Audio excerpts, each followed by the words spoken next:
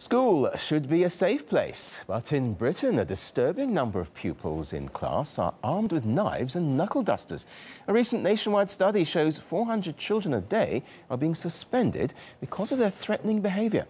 RT's Sarah Firth met a youth worker for whom violence at school was a normality.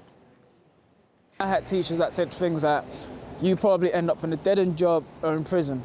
You'd be lucky to be alive when you're 16. Those kids will feel like, you know what, I'll carry this gun, I'll carry this knife. I know for a fact my teacher ain't going to say anything about it. A stark insight into the reality facing some of Britain's school children.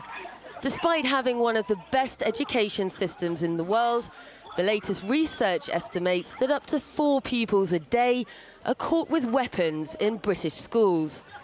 Guns, knives and knuckle dusters, just some of the items confiscated by police. I remember when I was secondary school and I was playing football and someone brought a gun to the school. I heard, oh my God, he's got a shotgun. Turn around behind me and I see this person with a shotgun about to fire it.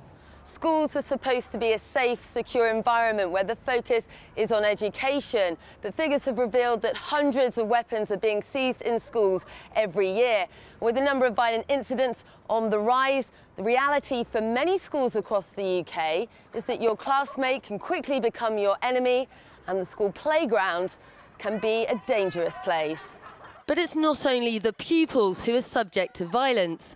In London alone, there's been more than 4,000 assaults on teachers by pupils over the past 5 years. It's a shocking indication of the levels of violence in school. It becomes normal to you and you get involved in this, you get sucked into this lifestyle thinking violence is the best approach, if that makes sense. Must be really scary. Like I said, it's just like waking up in the morning and going for a run, yeah? After a while, it becomes normal to you. Stephen's now working with youth charity XLP.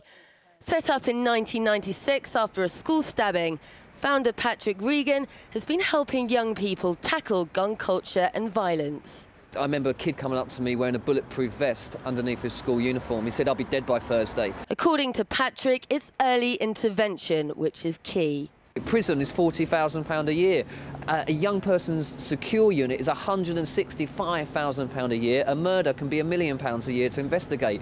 So actually, you know, if we intervene earlier, keep kids in education, keep that sense of a safe place, an environment where they can grow and flourish, then it's far better. And that doesn't take into consideration the emotional costs. You know, I have to deal with people who've lost their sons and their daughters to gun and knife crime, and you can't put a cost on that, so we have to address it earlier. The problem of violence in schools is not a new one, but it's not something you're likely to read about in a school prospectus, and it's particularly acute in the country's deprived inner cities. Of course, schools on the whole do not want the public to know that they have a problem with children bringing weapons onto the premises, so they do not readily give the information. So I guess the problem is significant. Although teachers can now search pupils if they suspect they're carrying a weapon, many feel politicians are still failing to sit up and take notice. And until more is done to address the problem, the children who attend these schools will continue to learn these lessons in violence. Sarah Firth, RT, London.